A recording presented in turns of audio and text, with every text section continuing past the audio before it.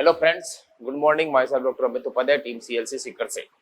तो कल अपन ने मूत्र निर्माण की प्रक्रिया से प्रारंभ किया था और उसमें अपन ने पढ़ा था कि मूत्र निर्माण की प्रक्रिया के लिए आवश्यक कितने स्टेप होते हैं? 3 स्टेप होते हैं। कितने? 3 स्टेप। 3 स्टेप कौन कौन से? पहला स्टेप अल्ट्रा फिल्ट्रेशन, दूसरा कौन सा? रीअब्जॉर्प्शन, तीसरा सीक्रेशन। करेक्ट। इस प्रकार से 3 स्टेप पाए जाते हैं। तो आज अपन बात करेंगे कि अल्ट्रा फिल्ट्रेशन हम डिटेल में पढ़ चुके हैं कि उसके लिए 3 प्रेशर जिम्मेदार होते हैं। ग्लोमेरुलर हाइड्रोस्टेटिक प्रेशर होता है, कैप्सुलर हाइड्रोस्टेटिक प्रेशर होता है और प्रोटीन के द्वारा उत्पन्न होने वाला कौन सा? ब्लड कोलाइडल ऑस्मोटिक प्रेशर होता है। ये 3 डिफरेंट प्रकार के प्रेशर्स होते हैं। सही बात है। आज हम बात करने जा रहे हैं सेकेंड स्टेप की, जो है पुनरावशोषण, बोले तो रीअब्जॉर्प्शन। यानी कि जो छन के आया है उनमें से जो आवश्यक पदार्थ है उनको वापस किस में लाया जाएगा? ब्लड में लाया जाएगा, शरीर में लाया जाएगा।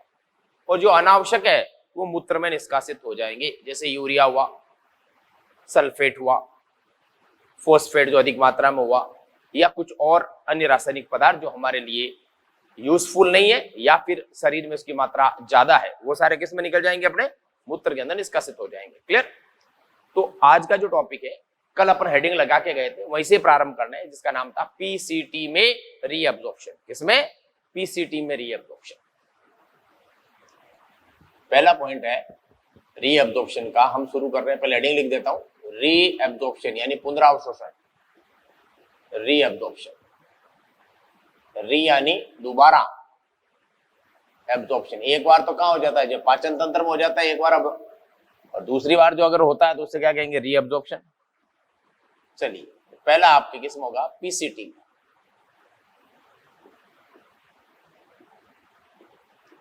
पीसीटी में रीअब्जॉर्प्शन, पहली बात 70 to 80% जो सबसे क्या है मैक्सिमम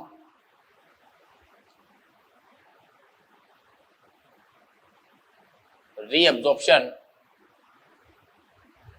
पीसीटी में होता है। ये क्वेश्चन इंपॉर्टेंट है, एग्जाम में कई बार पूछा गया, ध्यान रखना। क्यों होता है इसका कारण सुनो।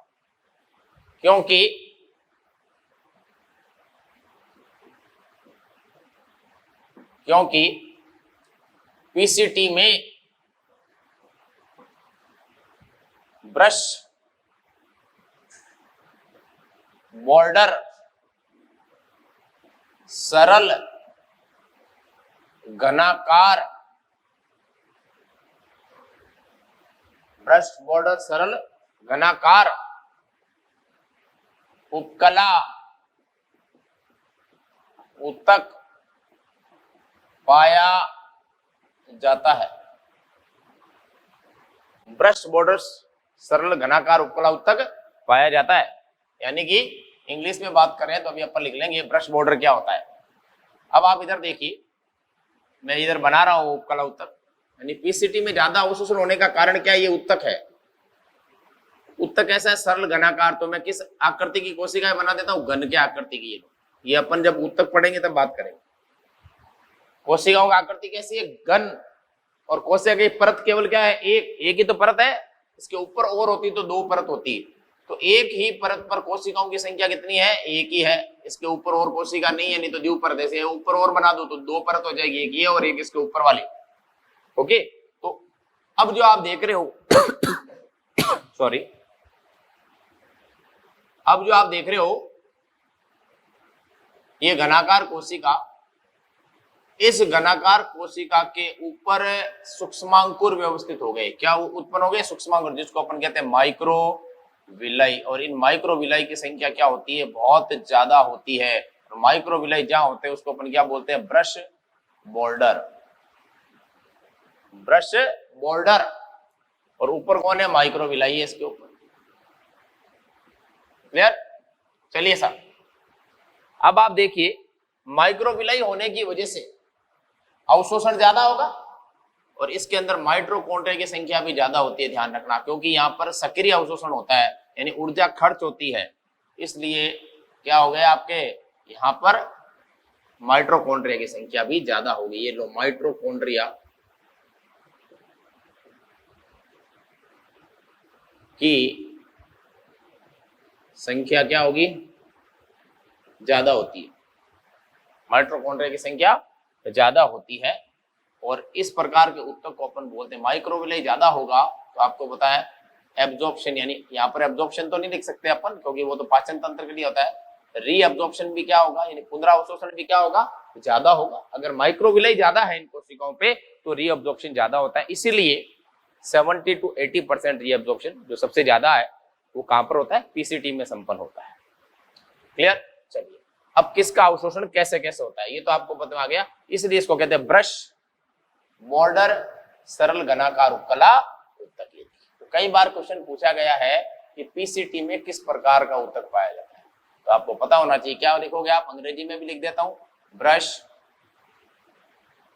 बॉर्डर्ड सिंपल यानी सरल घनाकार को कहते हैं क्यूबॉइडल, उपकला ऊतक को कहते हैं एपिथेलियल,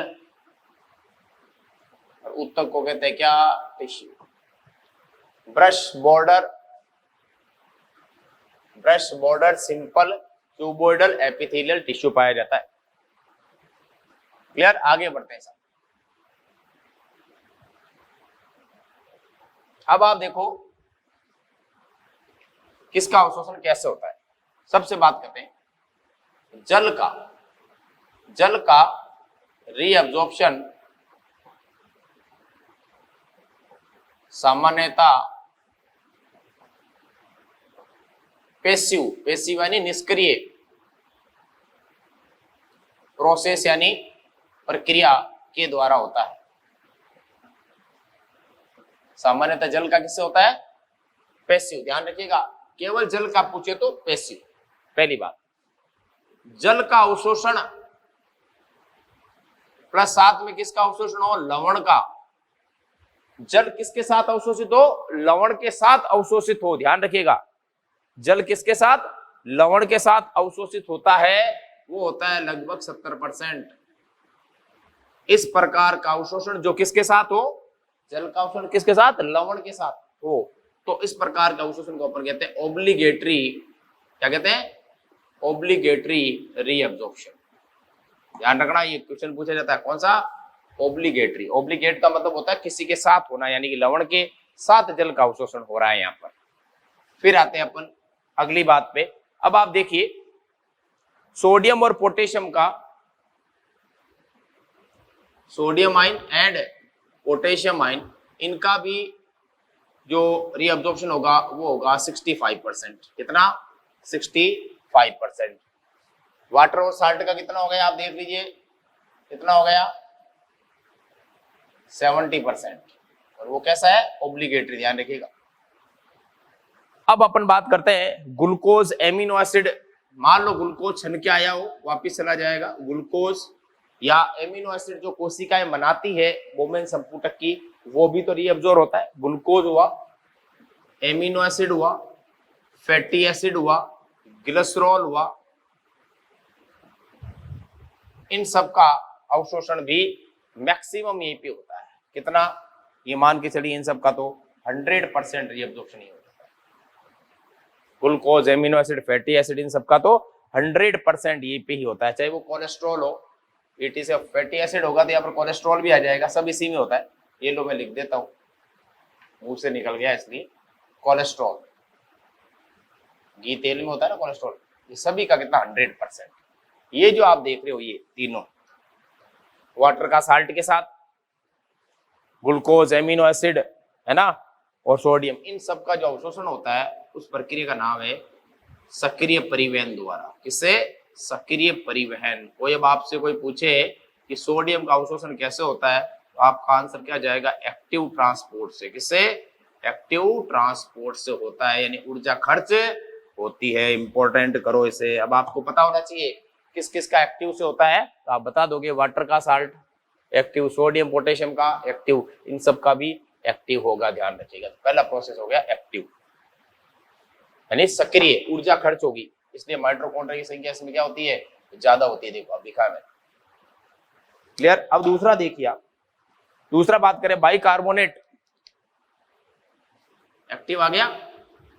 इसके बाद में बात करते हैं अपन पैसिव की। इसकी बात करेंगे पैसिव की। पैसिव की अगर अपन बात करें तो देखो आप, सम यानी कुछ मात्रा में यूरिया, नाइट्रोजन वेस्ट आ गया, urea, uric acid, urea, uric acid, magnesium chloride, chloride, जो मेन चीजें हैं,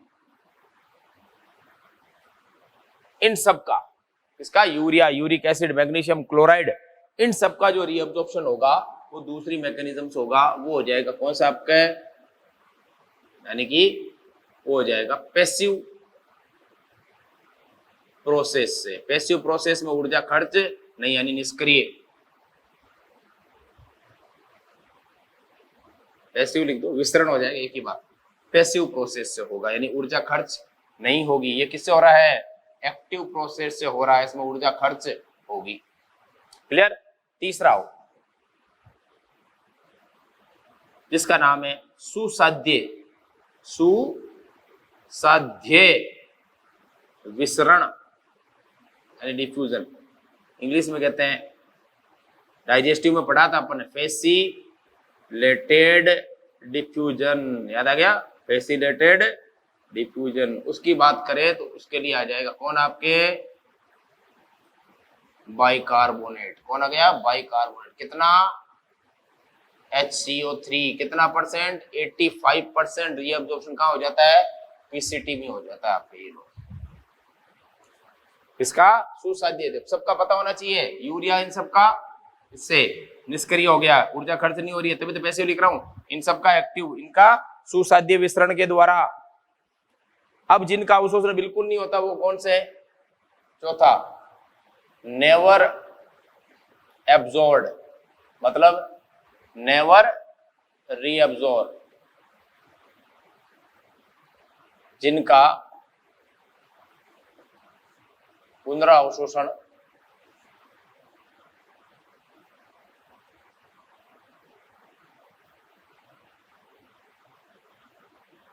अवशोषण बिल्कुल भी नहीं होता, इनका पुनरावशोषण बिल्कुल भी नहीं होता है। वो कौन कौन से पदार्थ हैं, एग्जाम्पल लिखो उसके। उसका नाम है क्रिएटिनिन, ये भी नाइट्रोजन वेस्ट है, ध्यान रखिएगा। दूसरा हिप्पूरिक एसिड, तीसरा पेनिसिलिन, ड्रग का नाम तो सुना ही होगा आपने, पेनिसिलिन ड्रग, दवाई। और एक और इंपोर्टेंट, सल्फेट SO4-2। इन सब का रीअब्जॉर्प्शन बिल्कुल भी नहीं होता, यानी कि 0% रीअब्जॉर्प्शन होता है। ये सीधे सीधे कहाँ निकलते हैं, यूरिन में क्या होते हैं, यूरिन में एक्सक्रीट, एक्सक्रीट का मतलब है उत्सर्जित हो जाते हैं। ये लीजिए साहब, ये है पीसीटी की कहानी पूरी। देखिए आप पीसीटी में क्या पढ़ा अपन ने, पीसीटी में 70 to 80% मैक्सिमम रीअब्जॉर्प्शन होता है, क्योंकि पीसीटी में ये उत्तक पाया जाता है। इस उत्तक की क्या विशेषता है, इसमें माइक्रोविलाई की संख्या ज्यादा होती है, इसलिए पुनरावशोषण ज्यादा होता है, ऊर्जा की आवश्यकता ज्यादा होती है, इसलिए माइटोकॉन्ड्रिया ज्यादा होते हैं। फिर हमने बात का वाटर का रीअब्जॉर्प्शन सामान्यतः नॉर्मली पैसिव होता है, लेकिन ये वाटर साल्ट के साथ अगर अवशोषित होगा तो वो एक्टिव हो जाएगा। कितना percent, 70% obligatory reabsorption. Sodium potassium ध्यान रखना, इसका एक स्पेशल नाम दिया गया है, अगर लवण के साथ जल का अवशोषण हो तो ऐसा क्या कहलाएगा, ओब्लिगेटरी। सोडियम पोटेशियम का 65%, ग्लूकोज एमिनो एसिड का 100%। ये तो हो गया एक्टिव, सक्रिय परिवहन, इसमें ऊर्जा खर्च होगी। पैसिव में केवल आपके ये यूरिया, यूरिक एसिड और मैग्नीशियम और क्लोराइड, ये सारे आयन आ गए। सुसाध्य में कौन आ गया, बाइकार्बोनेट आ गया। कितना परसेंट, 85% यहाँ पे होता है, और 15% जो बचा वो डीसीटी में हो जाएगा। क्लियर। फिर हमने कहा ऐसे पदार्थ भी जिनका अवशोषण बिल्कुल नहीं होता, वो कौन कौन से, क्रिएटिन, ये भी एक नाइट्रोजन अपशिष्ट पदार्थ है, हिप्पूरिक एसिड, पेनिसिलिन ड्रग, और सल्फेट SO4-2, ये यूरिन में एक्सक्रीट हो जाते हैं। क्लियर, ये नोट कीजिए। फिर अब बात करते हैं कुछ और।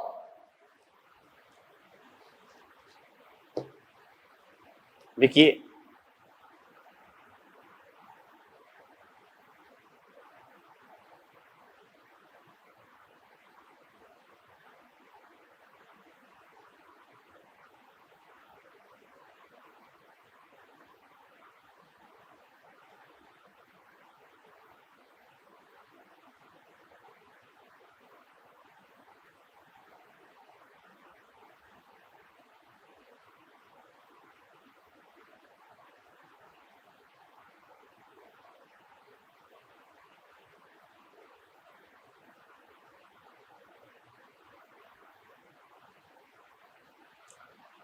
लिखिए लिखिए फटाफट, नोट कीजिए इसे। मैं पानी पी लेता हूं जब तक।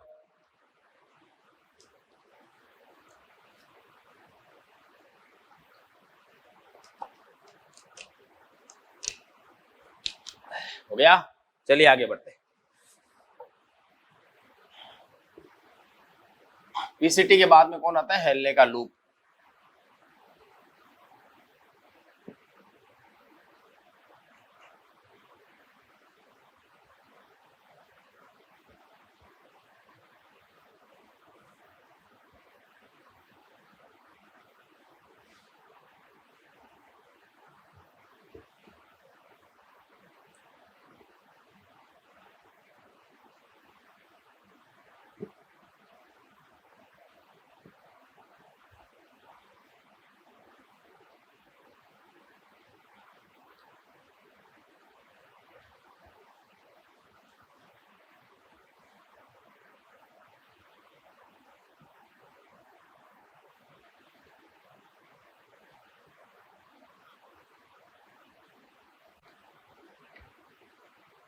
अब अपन बात करेंगे हेनले के लूप की।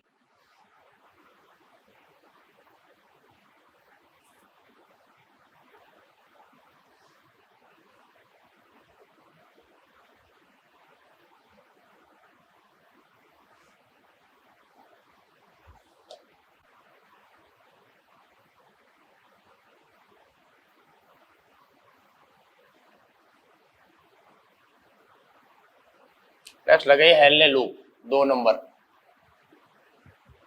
हेनले लूप के अंदर रीअब्जॉर्प्शन, जैसा कि आप जानते हो हेनले लूप बनाना पड़ेगा अपन को, क्योंकि इसके 2 पार्ट होते हैं।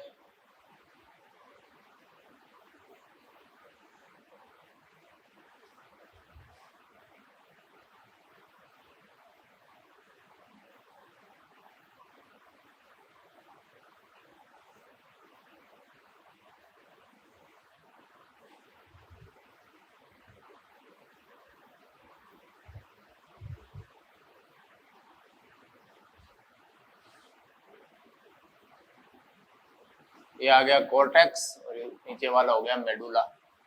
ये आगे जाकर बन जाएगा क्या? डीसीटी। इधर से कौन आ रही है? ये पीसीटी। ये लीजिए, ये आ गई पीसीटी। ये इधर आगे जा रही है कौन? डीसीटी। करेक्ट। ये हेनले का लूप है। ये जो नीचे की ओर आ रहा है ये वाला, ये तो है डिसेंडिंग। डिसेंडिंग यानी ऊपर से नीचे की ओर, डिसेंडिंग लूप। लूप तो नहीं कह सकते, लूप तो ये होता है नीचे वाला, लिम्ब। क्या बोलोगे? Descending limb. अब ये क्या है? जल के लिए क्या है? परमिएबल है। जल बाहर भी आ सकता है और जल अंदर भी जा सकता है, ध्यान रखना। यानी जल के लिए क्या है? ये परमिएबल है, यानी पारगम्य है। जल अंदर बाहर आ जा सकता है। लेकिन साल्ट के लिए, लवण के लिए, यानी कि NaCl के लिए ये क्या है? इम्परमिएबल है। क्रॉस लगा रहा हूं मैं, देख लो ना। तो साल्ट अंदर आ सकता, ना साल्ट बाहर जा सकता। ये लीजिए, क्रॉस का मतलब नहीं होगा ये प्रोसेस। यानी क्या हो गया? निकल के क्या है सामने? वाटर के लिए क्या है? ये पारगम्य।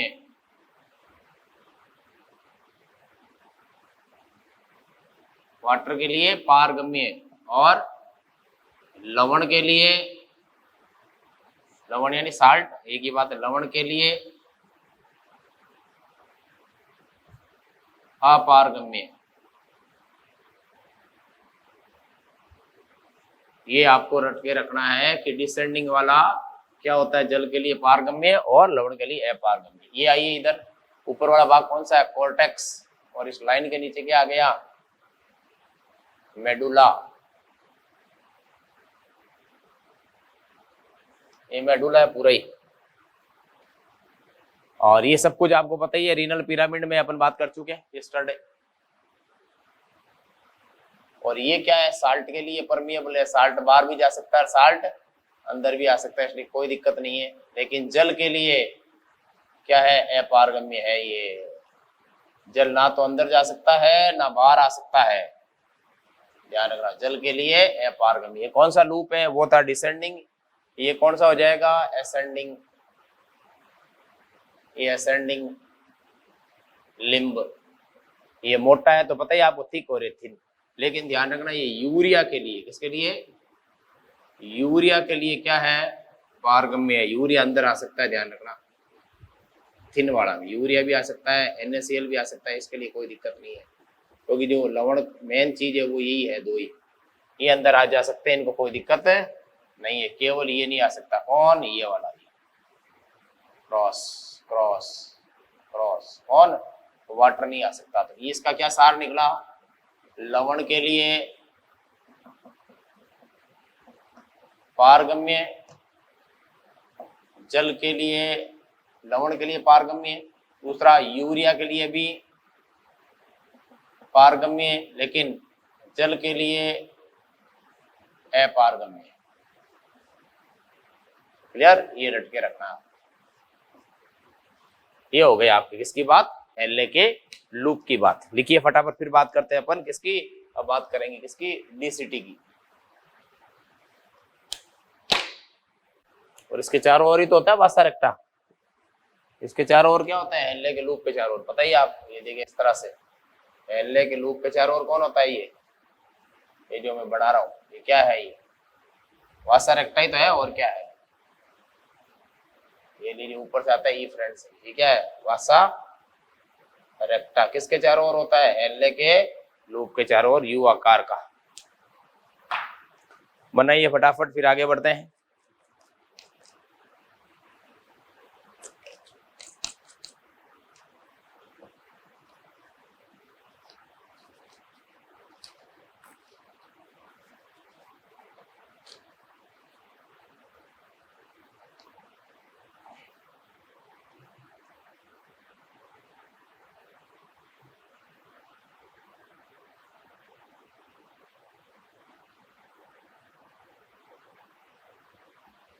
या चलिए आगे।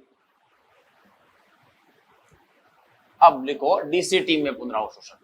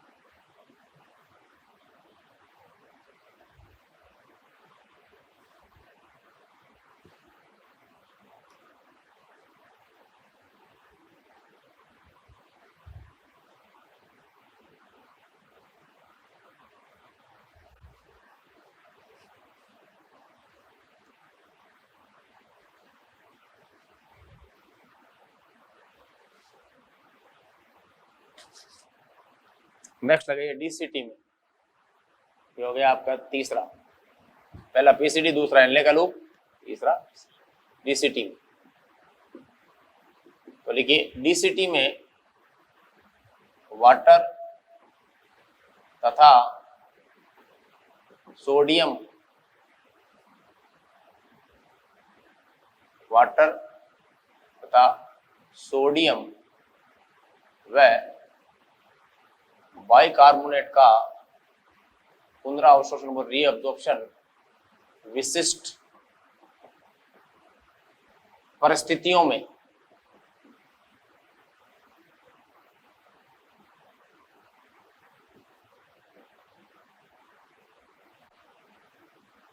अंग्रेजी में लिख देता हूं, आपको याद रहेगा। स्पेसिफिक कंडीशंस में होता है, कंडीशन में होता है,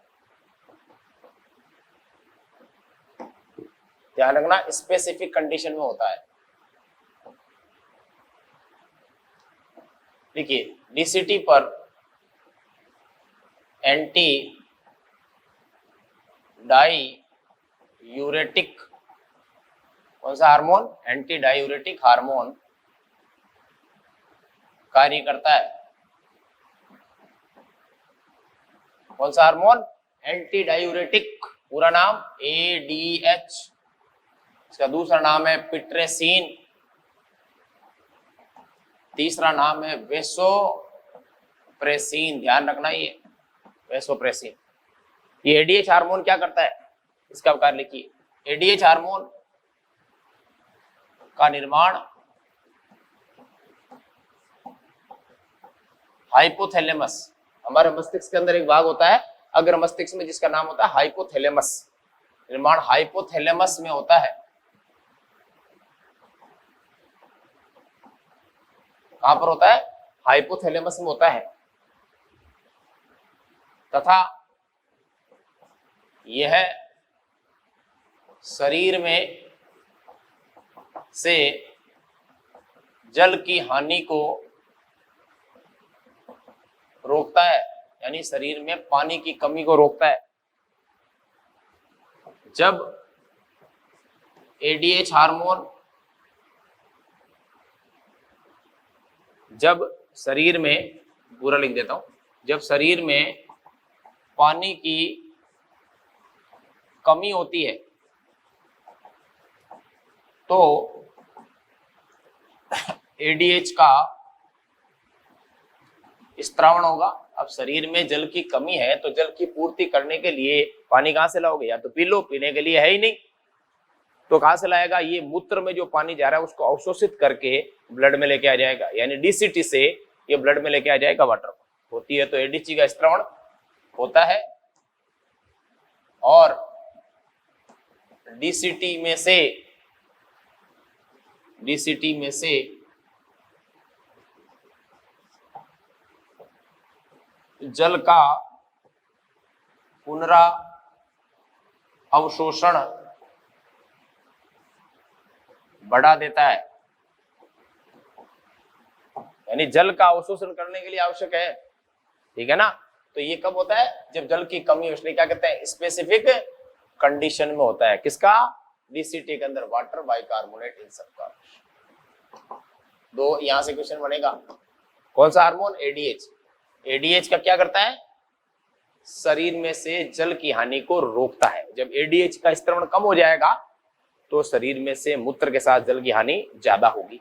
अगर एडीएच का स्त्रावण ज्यादा हो जाएगा तो शरीर में पानी रुकने लग जाएगा, यानी कि डीसीटी में से अवशोषित होकर वापस शरीर में आ जाएगा। मूत्र जो होगा वो अत्यधिक सांद्रित हो जाएगा, बहुत ज्यादा गाढ़ा हो जाएगा, क्योंकि शरीर में पानी कम है इसलिए पानी को ज्यादा स्त्रावित या एक्सक्रीट नहीं कर सकते, उत्सर्जन नहीं कर सकते अपने शरीर में से। क्लियर, ये लिखिए आप डीसीटी। उसके बाद में एक और बच जाता है, कौन, सीटी। लिखिए,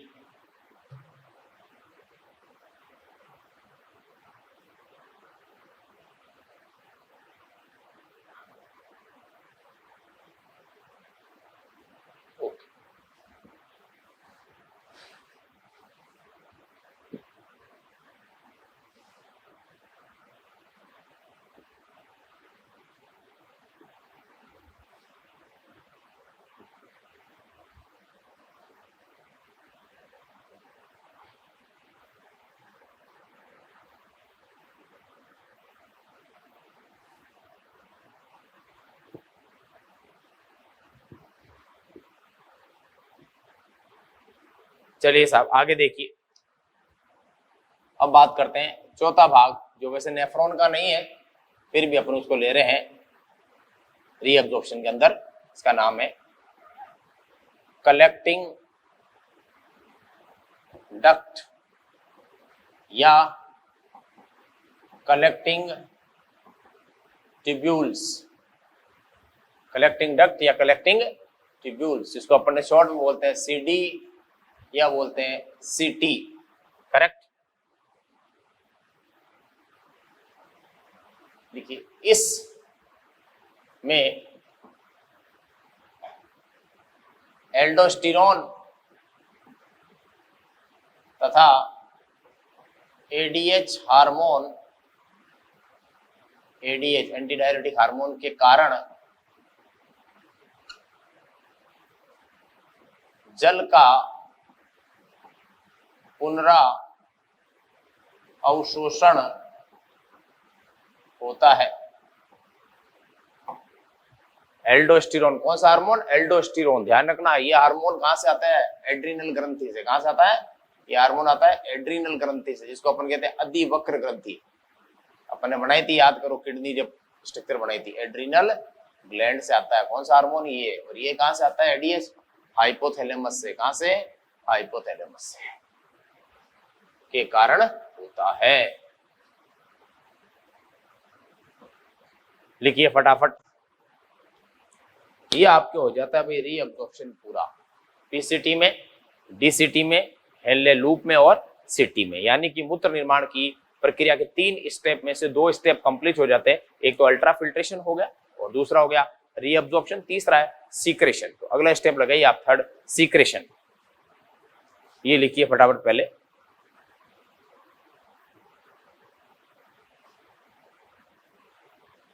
चलिए,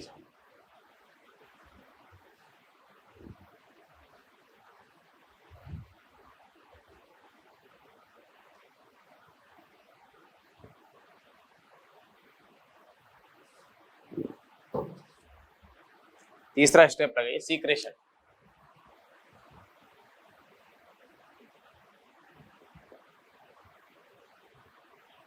हिंदी में क्या कहते हैं, स्त्रावण। पहला सीक्रेशन का मतलब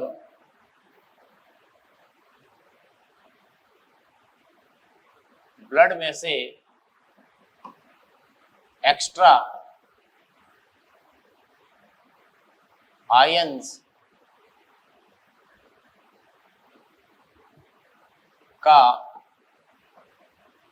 एक्स्ट्रा आयंस या कुछ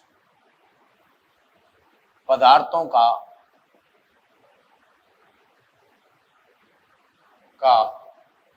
वापस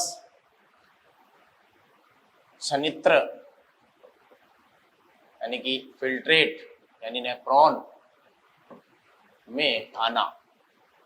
बता रखा मैंने आपको स्टार्टिंग में कि सीक्रेशन का मतलब होता है ब्लड में कुछ, मान लो आयंस, स्पेशली सोडियम हुआ, स्पेशली पोटेशियम हुआ, हाइड्रोजन हुआ, बाइकार्बोनेट हुआ, अपने क्या नाम की अमोनिया हुई, ये एक्स्ट्रा जो होते हैं इनको वापस किस में डाल दिया जाता है, मूत्र में डाल दिया जाता है, ताकि मूत्र की पीएच सही रहे, मूत्र अम्लीय बना रहे। ठीक है ना, इसका मेन उद्देश्य ये होता है।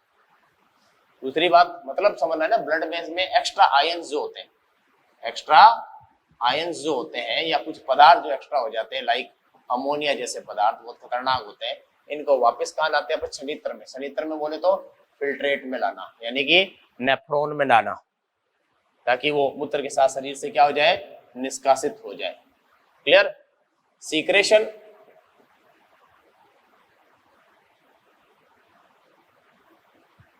सदैव एक्टिव प्रोसेस है, ध्यान रखना, ये एक्टिव प्रोसेस है, ये ऑलवेज एक्टिव प्रोसेस होती है। यानी एनर्जी क्या होती है, खर्च होती है, निष्क्रिय नहीं है, सक्रिय प्रक्रिया है ये, इसलिए लिखा मैंने एक्टिव प्रोसेस। देखिए आप, पीसीटी में किस किस का सीक्रेशन होता है, H+, K+ और अमोनिया का, इनका।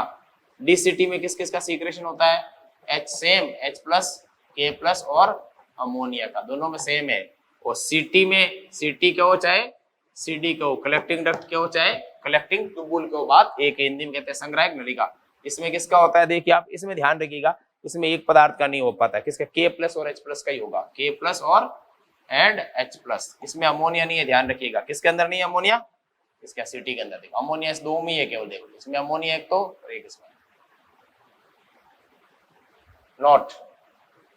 आपको इतना ही पता होना चाहिए किसमें किसका सीक्रेशन हो रहा है। देख लो आप, इसमें H+ का हो रहा है, सब में K+ का भी हो रहा है, लेकिन इस दोनों अमोनिया, इसमें अमोनिया नहीं है, सीटी और सीडी के अंदर नॉट। H+ तथा बाइकार्बोनेट आयंस की उपस्थिति के कारण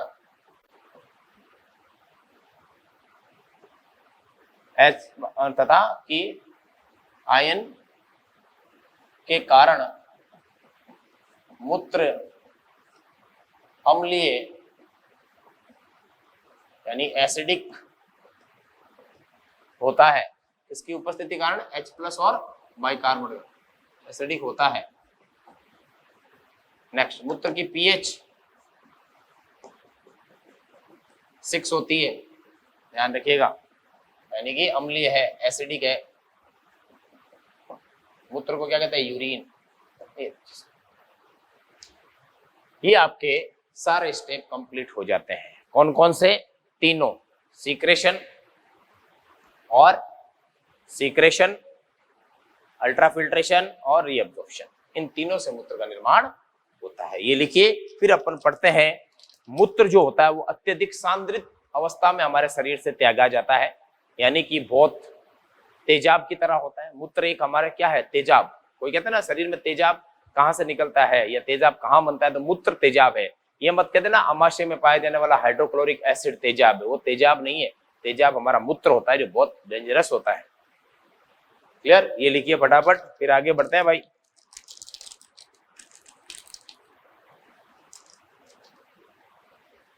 हो गया? और मूत्र का अम्लीय होने का कारण क्या है? H+ और बाइकार्बोनेट आयन।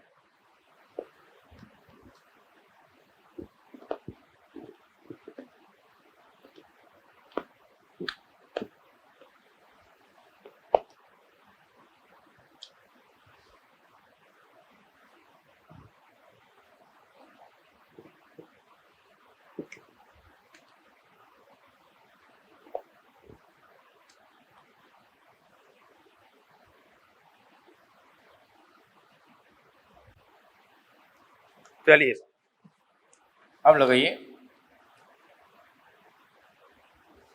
मूत्र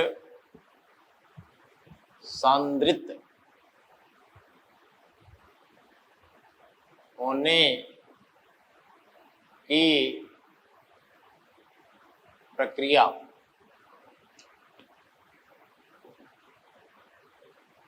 मूत्र सांद्रित होने की, यानी इंग्लिश में यूरिन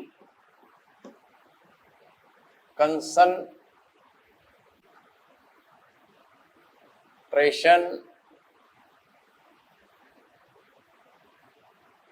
प्रोसेस,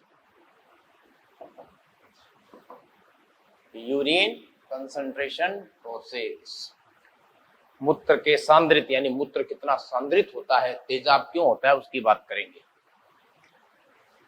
पहली बात, हमारे ब्लड की सांद्रता कितनी होती है भाई, बताना एक बार।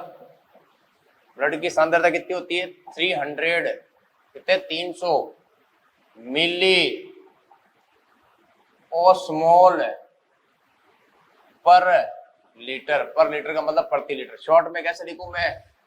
300 एनसीईआरटी में ऐसे लिखने मिलेगा, ओ बड़ा ओस मोल प्रति लीटर। ध्यान रखना, ऐसे लिखा मिलेगा 300 मिली ओस्मोल प्रति लीटर। शॉर्ट में कैसे लिखो? 300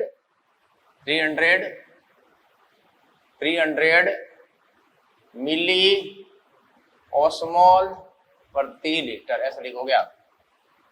मिली लगाना जरूरी है, मिली मत भूल हमारे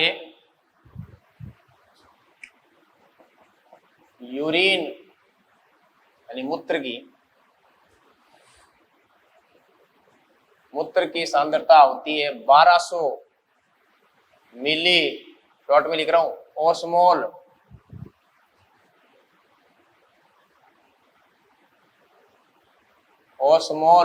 प्रति लीटर। यानी कि ब्लड की तो कितनी है आपके? ब्लड की तो कितनी है? 300, और मूत्र की कितनी है? 1200। कितने गुना ज्यादा है? अर्थात हमारा मूत्र बोले तो यूरिन, ब्लड की तुलना में 4 गुना अधिक क्या है भाई? सांद्रित है।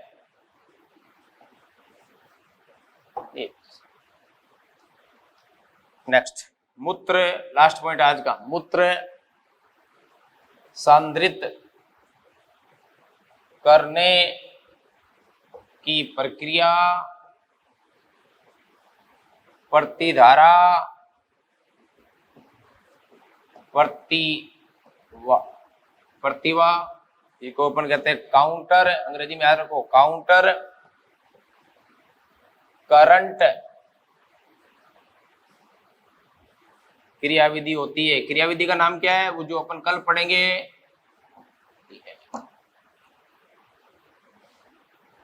ये क्रिया यानी काउंटर करंट क्रिया हेनले के लूप तथा वासा रेक्टा के मध्य होती है। किस किस के बीच में होती है, हेनले के लूप और वासा रेक्टा। कौन सी भाई, counter current mechanism, counter current प्रतिक्रिया, जिससे हमारा यूरिन 300 से कितना हो जाता है, सॉरी ब्लड हमारा यूरिन में बदलते हुए कितना हो जाता है, 300 से 1200, 4 गुना ज्यादा। ओके गाइस, तो अपन ये चीजें कल पढ़ेंगे। I hope you will understand each and everything. Tomorrow we will discuss counter current mechanism. Until, take care of yourself and stay at home. Thank you.